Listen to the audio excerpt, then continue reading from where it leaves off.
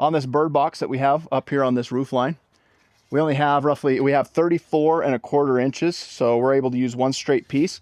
We're going to put a box end on both ends there because this is the only piece that's going up there. So I'm going to show you how we do a box end cut. This is what it looks like when it's done.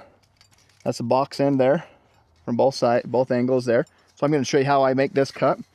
Remember, I'm 34¼ so I'm 34¼ from there to here. So I'll measure that out. And then what I like to do, I have this small little speed square. So that's where my bend will be, right there.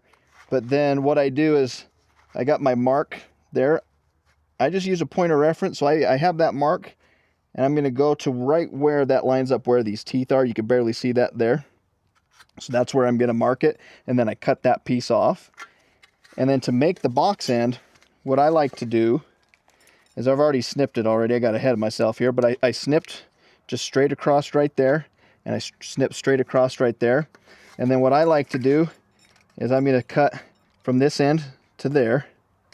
I'm going to cut this off just like that. I'm going to do the same thing on this side. I'm going to cut from there to here just so I don't have to change my snips. I'll do it from the back side here. Snip that off like that. Now what I like, so this is what it looks like. Then what I'm going to do is I'm going to snip from here to that line across that seam and from here to there.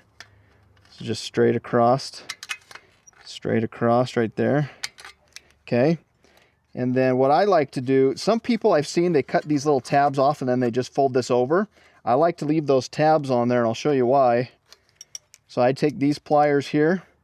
I'm just going to line up right where I want it. I'm going to bend it. That way I got a nice clean bend there. I'm going to do the same thing on this side here.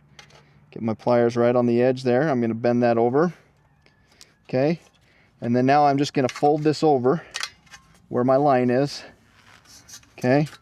I like to just erase that pencil mark there so you can't see it.